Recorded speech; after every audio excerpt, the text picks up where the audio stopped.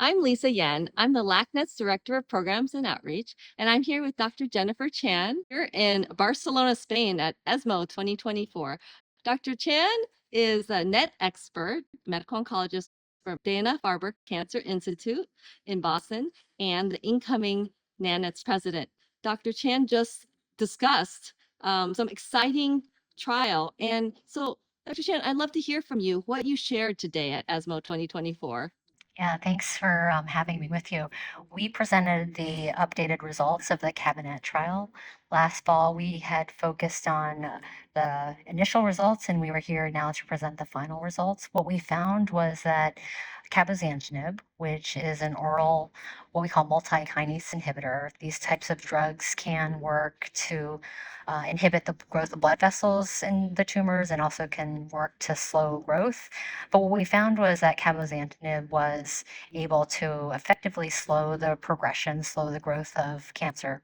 So we found this to be true for patients that had neuroendocrine tumors that may have started in a very wide range of primary sites. So we specifically looked at pancreas neuroendocrine tumors and then also what we call extra pancreatic neuroendocrine tumors. So this really includes neuroendocrine tumors that start outside the pancreas. So most commonly it's in the GI tract.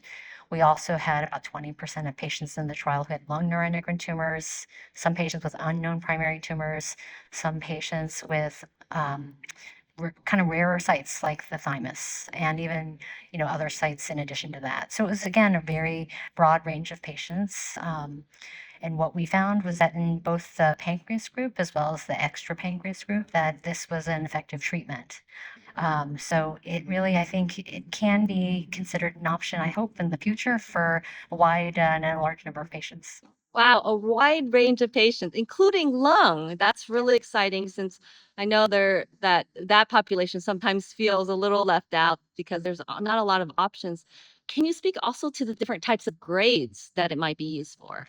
Yeah, so all of these were what we call well-differentiated neuroendocrine tumors, but within well-differentiated, there's grade 1, grade 2, grade 3. So grade 1 is the tumors that look under the microscope to be not quite as proliferative, not as much signal for growth. And then on the flip side is the high grade, the grade 3, where there's more evidence of under the microscope proliferation. So we included all grades.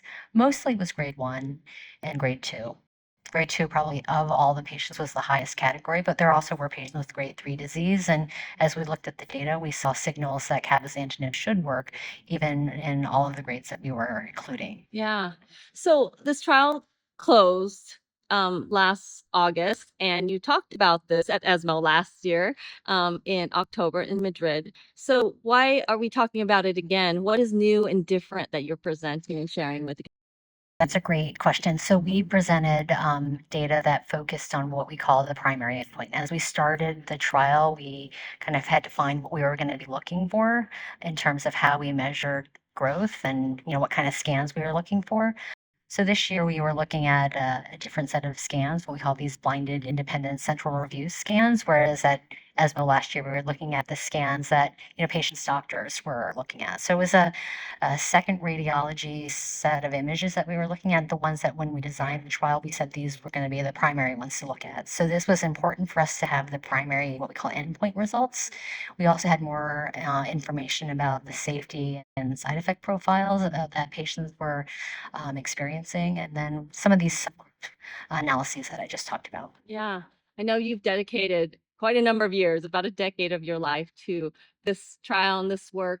What's important of all this data? What's it going to mean to patients?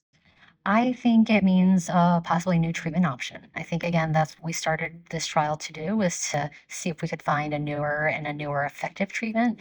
So I think the data is quite compelling that this is potentially something that more patients might have as an option for the future. So it gives me a lot of hope as a clinician that we'll be able to offer more treatment, and I hope also gives some hope to patients as well. Gives me hope too as a caregiver. Thank you so much. And so what's your takeaway or your hope for the future coming up?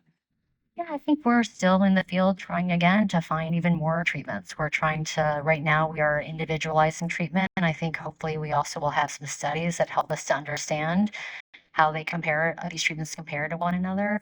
And I think it's all just good in the long run to be able to have more options, to understand how to use these options. And I think it's, I guess the take home message also as you hear about this is to bring it back to your own oncologist. I think we want you to be able to understand the data and to understand as you talk with your medical team about what that might mean for you.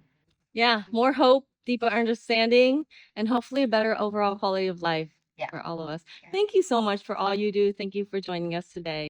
Thank you for having me.